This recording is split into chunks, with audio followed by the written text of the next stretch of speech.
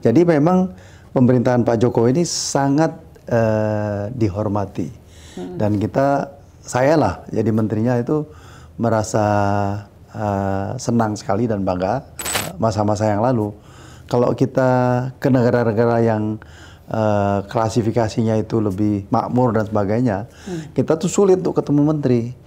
Kalau sekarang ya kita ke China, ya ketemu menteri transportasi, negara sebesar itu.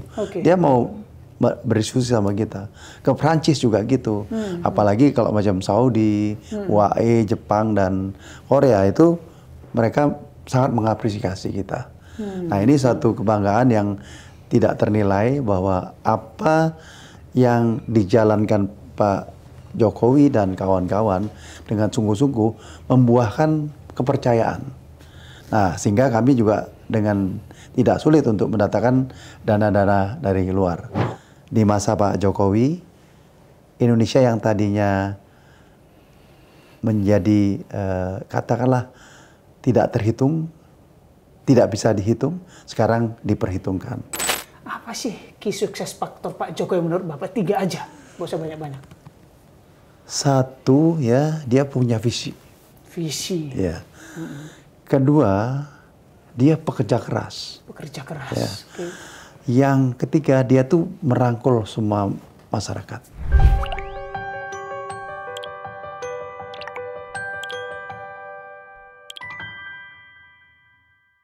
Assalamualaikum warahmatullahi wabarakatuh. Salam sehat untuk kita semua. Salam sejahtera. Om Swastiastu Namo Buddhaya. Salam kebajikan. Tribuners, jumpa kembali dengan saya, Domo Ambarita, Wakil Direktur Pemberitaan Tribun Network, juga pemimpin redaksi Warta Kota Network.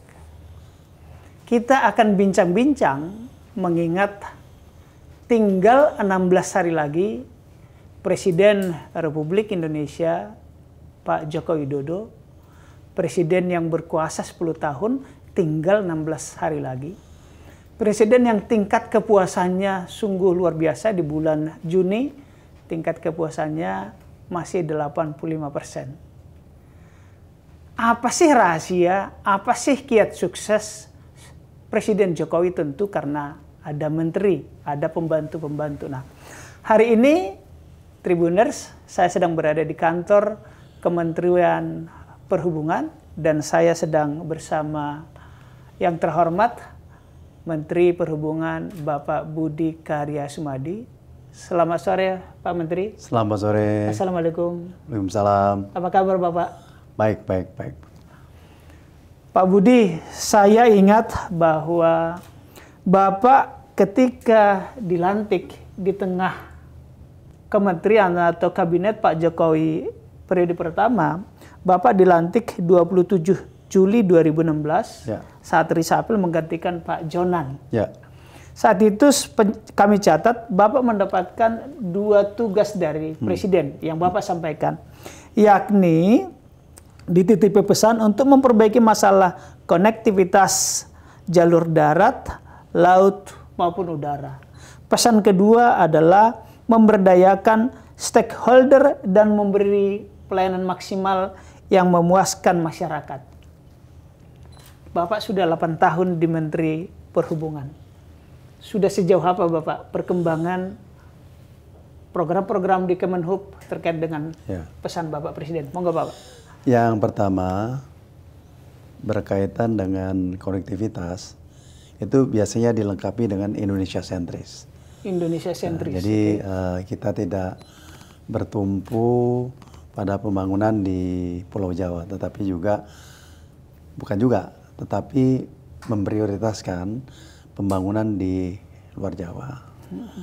Yang kedua berkaitan dengan kolaboratif, ya memang Pak Presiden selaku Presiden selalu mengingatkan pada kami, tolong berdayakan stakeholder, rakyat, dan sebagainya supaya kalau kita ada program, maka timbul suatu bola salju yang dari hari ke hari, dari bulan ke bulan bertambah kemanfaatannya.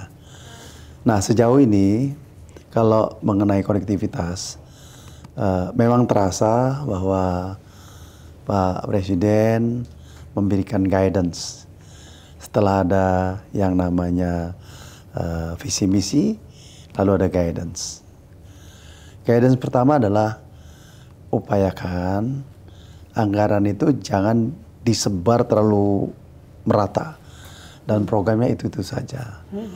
Buat prioritas, ya, buat prioritas sehingga tekanan pembangunan itu terjadi di beberapa tempat. Nah itu dieksekusi, dieksekusi dengan 10 Bali baru, dieksekusi dengan sejumlah KEK, PSN gitu, sehingga tugas kepada kami adalah bagaimana satu menunjang kegiatan pariwisata, yang kedua adalah menunjang kegiatan-kegiatan ekonomi yang menjadi prioritas dari negara.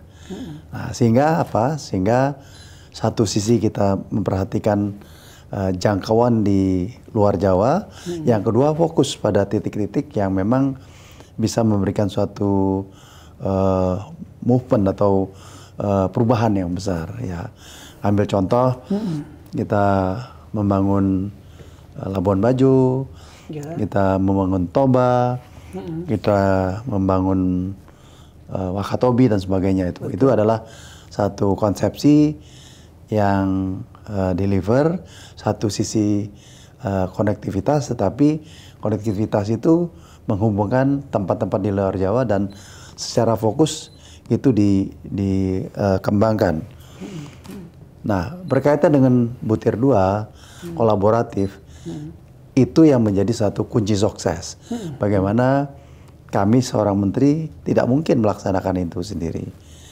Katakan dengan kementerian lain, kami harus memiliki sinergi dengan Kementerian PU, dengan Kementerian PUPR, dengan kementerian-kementerian yang lain. Lalu juga dengan yang namanya pelaku-pelaku, operator. Ada operator bis, ada operator kapal, ada pemain airline dan sebagainya.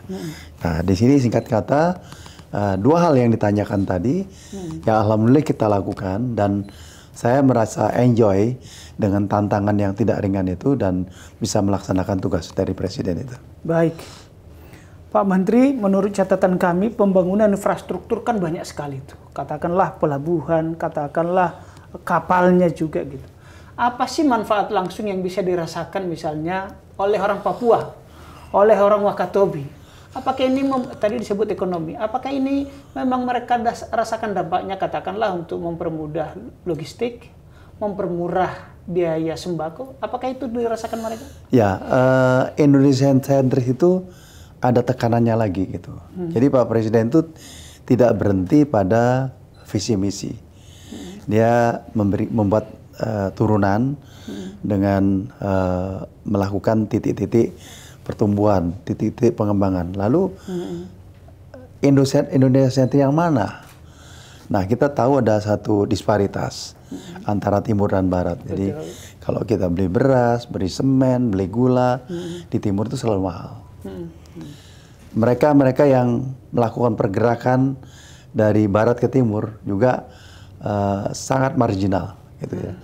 Makanya program Pak Presiden adalah kita membangun lebih dari 130 kapal, dan itu ditekankan untuk membuat kapal perintis, kapal tol atau laut, dan kapal ternak.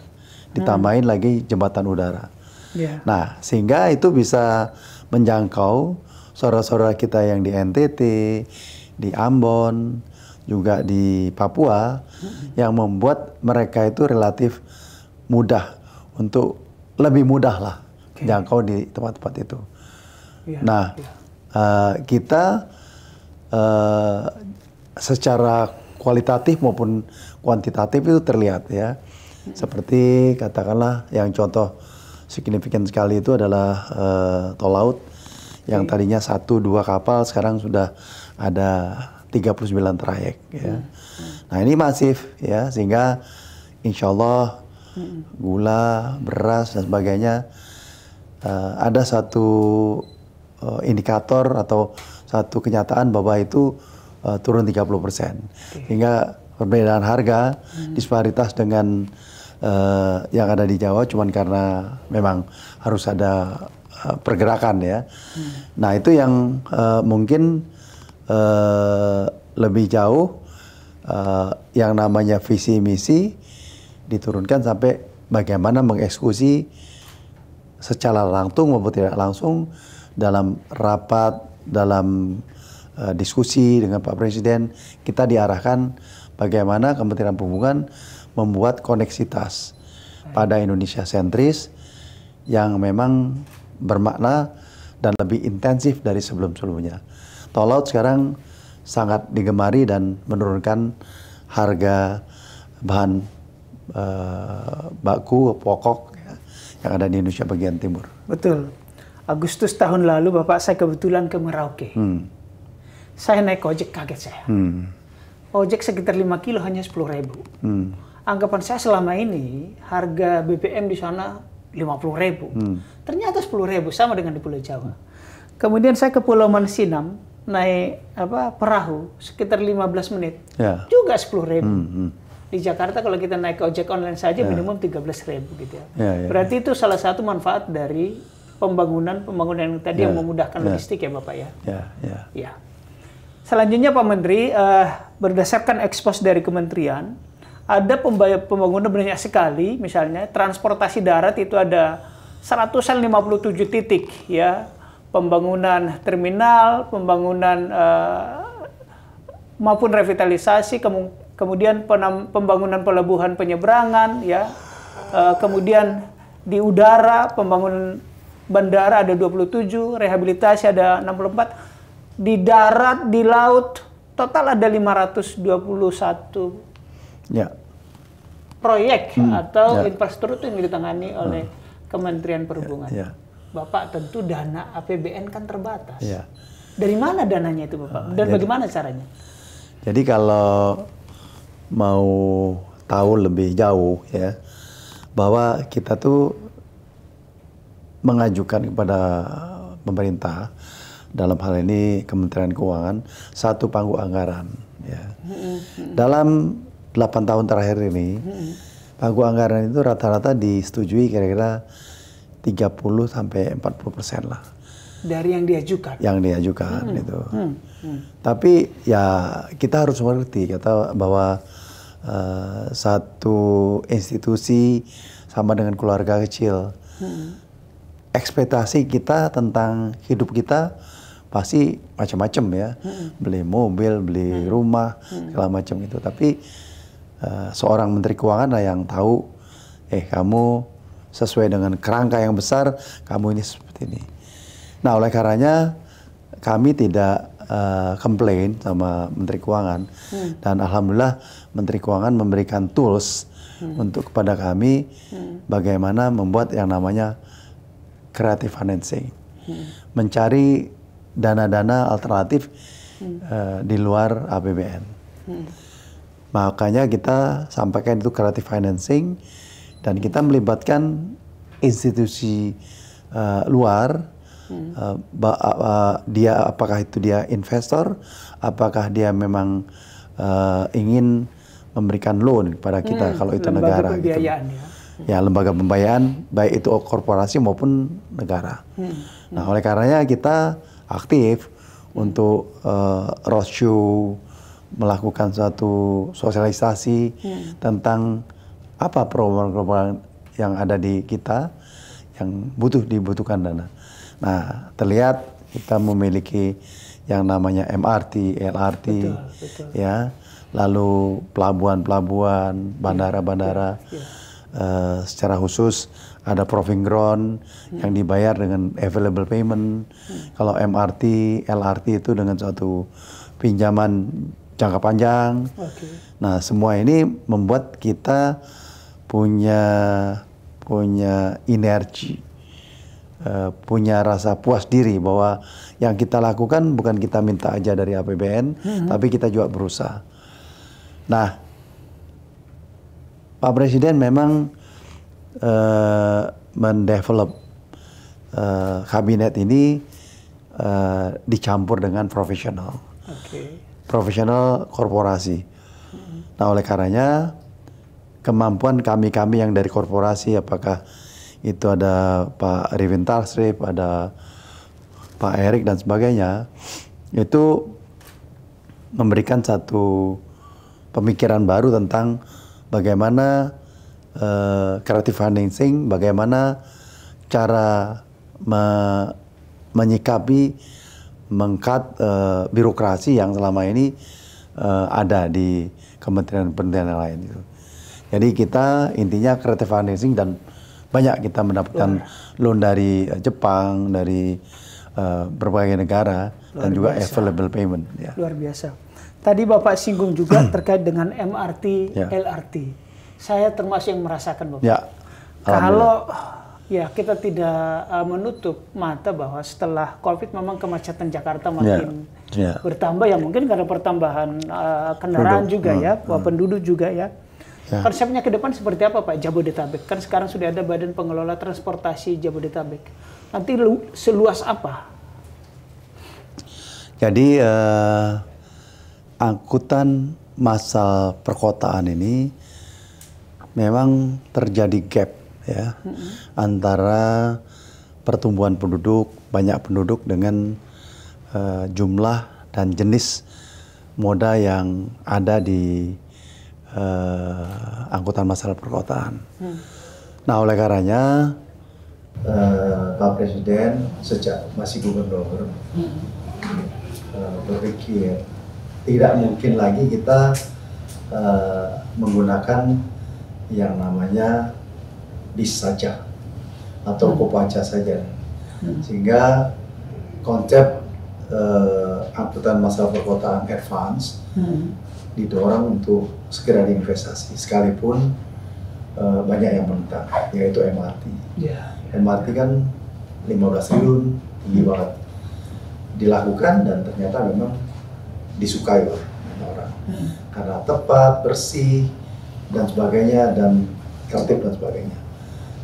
Nah, oleh karena itulah titik pangkal, titik mulai di 2014 itu seorang Jokowi merancang satu kota dengan angkutan massal modern. Makanya ada MRT, dan MRT ini tadinya dari Lebak Bulus sampai HI, ya, nanti HI sampai Ancol, Biswai sekitar, sehingga itu menjadi jaring-jaring daripada meletakkan dasar itu. Lalu ada LRT, lalu yang bis itu dibuat PRT dan sebagainya.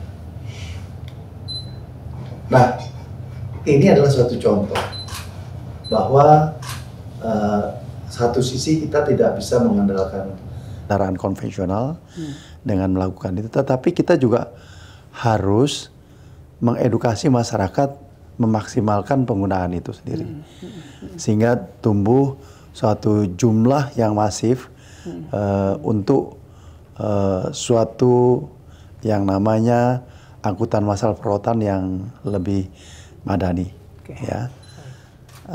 Jujur kita memang belum maksimal ya melakukan itu ya, karena masih ya 30-40% ya. 30%, 40% ya. Jadi kita mestinya dari lebih dari 50%, bahkan mungkin 60% menggunakan angkutan massal perkotaan itu. Tapi ini jauh lebih baik dari sebelumnya, dan ini bisa menjadi contoh untuk Surabaya, Makassar, Medan dan sebagainya. Kita lakukan itu. Nah, oleh karenanya kami Kementerian Perhubungan menurunkan satu action plan bagaimana koneksitas antara satu daerah, mereka yang tinggal di Tangerang, tinggal di Depok atau tinggal di Bekasi itu mendapatkan angkutan massal perkotaan lebih mudah ya, harganya terjangkau, ramah lingkungan, dan kriteria itu menjadi satu dasar kita memutuskan. Dan Jakarta alhamdulillah sudah ada beberapa proyek. Kita harapkan di kota-kota yang lain juga kita lakukan seperti itu. Baik. Pak Menteri tadi menyebut bahwa di awal ada sedikit penolakan, ya kan? Kita tahu di tol pun tadinya ditolak, ngapain buang anggaran. Tapi sekarang orang menikmati tol sampai ke Banyuwangi, Surabaya dengan mudah. Apa saran Bapak kepada orang-orang yang menentang pembangunan seperti ini? Saya pikir kita juga nggak perlu risau ya dengan mereka itu, karena persepsi orang itu dibatasi pada ilmu pengetahuan dan pergaulan tertentu. Gitu. Kita yakini bahwa mereka akan turut serta dengan apa yang kita lakukan, apalagi ini sudah berhasil. Tapi memang kita harus memasyarakatkan lebih banyak dari itu ya. Kita cukup puas ya dengan KRL sekarang ini satu hari itu bisa lebih dari 1 juta yang bergerak menggunakan KRL. Lebih dari 1 juta, jadi jumlah yang begitu masif. Ya kalau MRT, LRT ya masih dalam ratusan ribu ya, tapi itu pun cukup banyak. Nah itu juga masih kurang gitu, masih ada ruang-ruang kosong yang bisa diminat, katakanlah penuhnya itu cuman pagi saja, pagi jam 8, tengah 9, setelah itu kosong, baru sorenya lagi. Nah ini memang butuh satu manajemen tertentu yang dibutuhkan agar maksimalisasi daripada angkutan massal perkotaan itu terjadi. Katakanlah mengenai jam kantor, kita bisa geser. Katakanlah work from home dan sebagainya, sehingga pergerakan itu tidak tertumpu pada titik-titik tertentu yang akhirnya membuat okupansi daripada utilisasi daripada angkutan itu tidak maksimal. Walaupun waktu siang dan sore udah penuh, tapi siang ini mesti kita manage dengan baik. Baik, luar biasa. Pak Menteri, saya berpindah ke IKN. Ya. Kita tahu bahwa progres IKN terus berjalan dengan baik, dan peran dari Kemenhub, baru-baru ini Presiden menjajal bandara, lalu kemudian juga akan ada ART di sana. Bagaimana sih konsep transportasi di IKN ini, Bapak? Baik di internal lingkungan situ maupun akan keluar, akses keluar. Mungkin bisa dijelaskan. Saya mungkin mau lihat dari makro dulu ya. IKN itu dipilih pada satu titik yang benar-benar di tengah dari negara kita. Dia ke timur dan ke barat sama jauhnya, utara selatan sama jauhnya. Nah kedua, ini adalah ide Bung Karno ya, jadi sangat relevan kita untuk melaksanakannya. Lalu saya melihat makronya adalah bagaimana titik itu atau kota itu dijangkau oleh kota-kota yang lain ya. Satu tentunya dengan pesawat, yang kedua dengan kapal laut dan sebagainya. Nah di sana memang kita mendapat amanah untuk membangun bandara VVIP semula ya. Oh, bandara VVIP. Sekarang sudah jadi, nanti Desember bisa sampai 3.000. Tapi kita punya pemikiran bahwa bandara VVIP ini atas saran atau perintah Pak Presiden dijadikan bandara umum atau bandara. Oke. Jadi nanti akan terbuka untuk umum juga. Komersial. Ya, panjang runway-nya 3.000. Jadi pesawat berbadan lebar apapun, termasuk 747 bisa mendarat. Kalau dibandingkan dengan Halim atau Kawasan? Halim relatif panjang, tapi kualitas daripada runway jauh lebih bagus sana.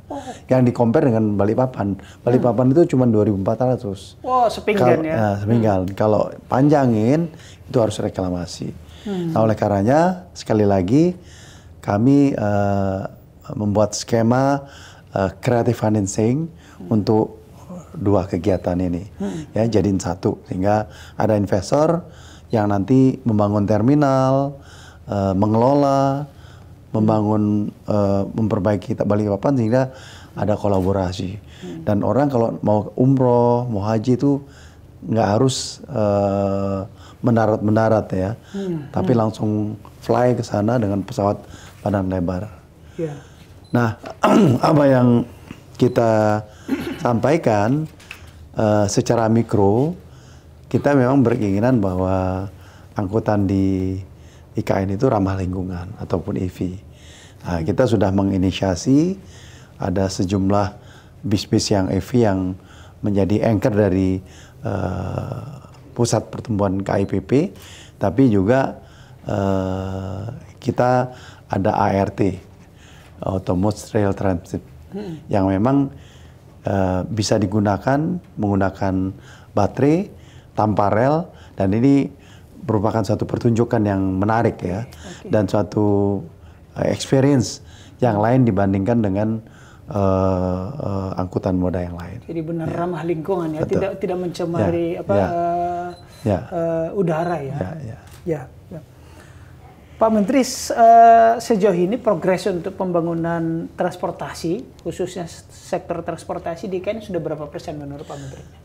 Ya, kalau ngomong persen, kalau semuanya seperti yang disampaikan Pak Jokowi, kita mungkin masih 20-30% ya. Karena ini memang bertahap, huniannya bertahap, kantornya juga bertahap, supaya nggak ganggu fiskal, ruang fiskal kita, sehingga mereka itu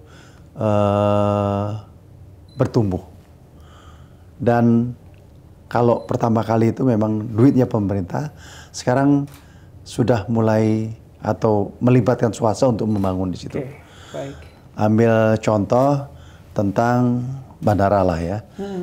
Tadinya VIP jadi bandara umum.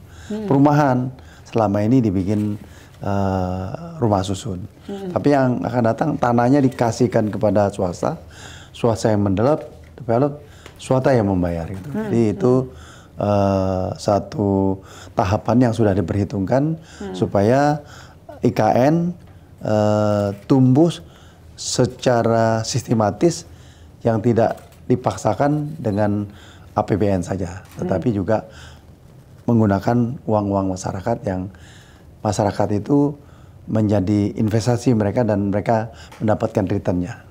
Baik, Pak Menteri, saya kembali sedikit soal yang tadi ada creative financing dan mendapatkan dana banyak betul untuk pembangunan PKBU itu sampai 53 triliun kalau nggak salah. Ya. Itu dari luar negeri atau lebih banyak di dalam negeri? Artinya kalau dari luar negeri kan kepercayaan kepada Bapak dan pemerintah tinggi kan? Ya. Combine dari luar dan dalam negeri. Ya, seperti MRT kan dari Jepang, ya. Kereta cepat dari China. Terus ada beberapa yang dari Abu Dhabi, dari India dan sebagainya. Jadi memang pemerintahan Pak Jokowi ini sangat dihormati. Dan saya lah jadi menterinya itu merasa senang sekali dan bangga. Dulu ya ketika masa-masa yang lalu, kalau kita ke negara-negara yang klasifikasinya itu lebih makmur dan sebagainya, kita tuh sulit untuk ketemu menteri. Kalau sekarang ya kita ke China, ya ketemu menteri transportasi, negara sebesar itu. Dia mau berdiskusi sama kita. Ke Prancis juga gitu. Apalagi kalau macam Saudi, UAE, Jepang, dan Korea itu mereka sangat mengapresiasi kita. Nah ini satu kebanggaan yang tidak ternilai bahwa apa yang dijalankan Pak Jokowi dan kawan-kawan dengan sungguh-sungguh membuahkan kepercayaan. Nah sehingga kami juga dengan tidak sulit untuk mendatangkan dana-dana dari luar. Dan itu kita jalankan secara konsisten. Baik. Nanti akan saya minta penilaian Bapak terhadap Pak Jokowi. Ya. Tapi sebelum ke situ, Bapak, dengan mengelola triliunan rupiah itu, mungkin berbagi tips dong, Bapak. Bagaimana sih mengelola keuangan yang transparan? Ya. Supaya tidak terjerat macam-macam. Ya. Pertama kali kita justru menjangkau sumber. Tadi saya melengkapi ada dana APBN, tetapi juga ada dana dari luar. Nah, sejalan dengan apa yang disampaikan oleh Pak Presiden bahwa pembangunan kita itu harus deliver, harus berdampak, ya. Nah, dengan misi deliver dan berdampak ini ada semangat tertentu yang kita bangun, yang secara tidak langsung mengedepankan integritas, ya, integritas, dedikasi dan sebagainya. Jadi kita itu sekalipun bekerjanya sulit, tetapi kita tetap semangat. Sekalipun hal-hal yang kita diperintahkan untuk melaksanakan itu complicated, kita tidak merasa itu kompleks. Kita bisa laksanakan dengan baik. Banyak contoh-contoh ya seperti tol laut, kita membangun MRT, membangun sarana prasarana dan mendelivernya sebagai satu kebutuhan masyarakat. Pasti ada suatu effort-effort yang tidak mudah. Nah, justru itu dengan kita serius, maka kita bisa membangun namanya integritas, sehingga insya Allah kita tidak mendapatkan hal-hal yang tidak diinginkan. Baik, Bapak tadi tidak terbebani dalam menjalankan tugas gitu. Selama 8 tahun ini Bapak pernah nggak agak frustasi karena beratnya tugas gitu? Atau happy saja terus? Secara umum happy, ya, karena saya senang tantangan. Kalau nggak ada tantangan itu malah hidup ini hambar gitu ya. Tapi tentu ada masa-masanya kita itu kayak, waduh, kok bisa ya? Apa bisa ya? Contohnya membangun bandara dengan 6 bulan, bandara yang panjang, yang complicated dan semuanya. Apa bisa ya? Tapi ya harus bisa gitu. Akhirnya bisa. Waktu mudik, bayangkan saat itu kita survei, yang mau mudik itu hampir 200 juta. Jadi berapa persen dari hampir semua orang mudik gitu ya. Nah, padahal yang namanya prasarana tertentu. Jadi kita awalnya tuh ya frustasi, apa bisa kita lakukan itu. Tapi dengan guidance dari Pak Presiden bahwa kita harus kolaborasi, itulah satu keyword ya untuk menyelesaikan. Gak mungkin kita melaksanakan sendiri. Dengan ini kita bisa menyelesaikan. Mudik itu paling complicated menurut saya. Justru mendapatkan satu apresiasi yang tinggi ya dari masyarakat melalui suatu riset ya cukup tinggi. Nah, ini ya alhamdulillah Pak Presiden setelah kegiatan mudik itu dengan sebelumnya selalu kontrol gitu, terakhir oh saya puas dengan ini. Jadi kita plong ya. Pada saat sebelumnya waduh apa bisa gitu. Sekarang bisa gitu ya. Bapak, ini tidak layak memang Bapak menilai diri sendiri. Tetapi kalau diminta menilai, seberapa kira-kira progres yang Bapak lakukan? Nilai kepuasan Bapak terhadap diri Bapak dan kementerian range 1 sampai 10? Ya, sebenarnya nggak pantas ya saya untuk menilai diri sendiri. Kadang-kadang kita subjektif terhadap diri sendiri. Saya sedang membuat buku, ya, namanya BKS Underdog. Oke, BKS Underdog ya. BKS ada akronim dari nama saya. Underdog adalah setelah dikumpulkan cerita-cerita saya dari SMA, perguruan tinggi, bekerja sampai di kabinet, itu posisinya underdog. Tapi underdognya biasanya menang kan, gitu ya. Nah itu yang menjadi satu. Jadi saya mungkin nggak berani menilai terlalu tinggi ya, mungkin saya antara 7 sampai 8 lah ya. Tidak terlalu tinggi, tapi dengan semangat akhirnya kita bisa menyelesaikan tugas-tugas itu dengan baik.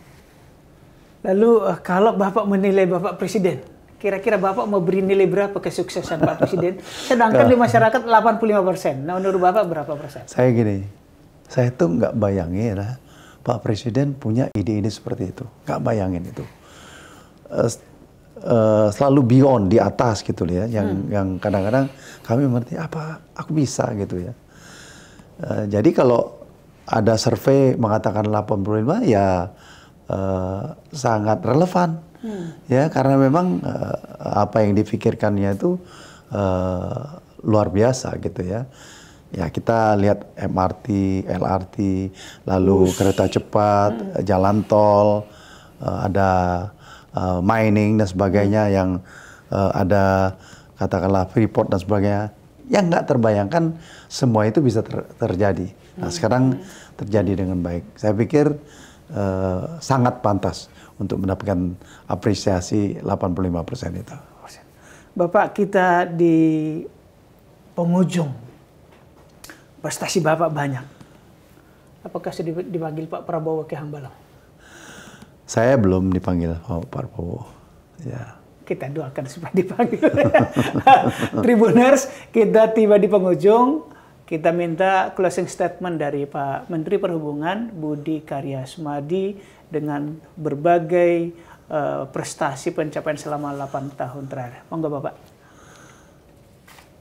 Tribuner, kita hidup di satu negara namanya Indonesia yang kaya dengan natural resources. Kita punya banyak keanekaragaman orang, budaya dan sebagainya. Sebelumnya menjadi negara yang tidak diperhitungkan. Di masa Pak Jokowi, Indonesia yang tadinya menjadi katakanlah tidak terhitung, tidak bisa dihitung, sekarang diperhitungkan. Itu saya alami dan terjadi pada kegiatan-kegiatan keseharian Kementerian Perhubungan. Nah, oleh karena itu saya minta semua Tribuner untuk semangat. Kita harus percaya bahwa negara kita itu di 2045 menjadi negara nomor 4 di dunia. Dan itu tidak mungkin terlaksana kalau kita nggak yakin. Dan Tribuner tidak ikut serta dalam perahu yang sudah dipersiapkan oleh Pak Jokowi dan akan diteruskan dengan baik oleh Pak Prabowo. Semoga kita bisa mencapai cita-cita Indonesia Emas yang mulia dan kita makin bangga dengan Indonesia. Pak Menteri, ini benar-benar yang terakhir. Apa sih key sukses faktor Pak Jokowi menurut Bapak? 3 aja, nggak usah banyak-banyak. Satu, ya, dia punya visi. Visi. Ya. Kedua, dia pekerja keras. Pekerja keras. Ya. Okay. Yang ketiga, dia tuh merangkul semua masyarakat. Oke. Baik. Terima kasih Tribuners, terima kasih Pak Menteri. Itu bincang-bincang kita sore ini. Saya Domo Barita, Wakil Direktur Pemberitaan Tribun Network dan pemimpin redaksi Warta Kota Network. Pamit undur diri, sampai jumpa. Assalamualaikum warahmatullahi wabarakatuh. Waalaikumsalam.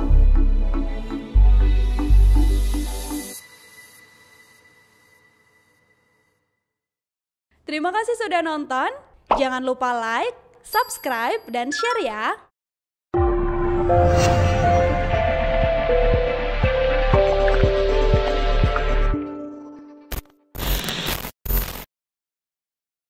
Download Tribun X sekarang, menghadirkan lokal menjadi Indonesia.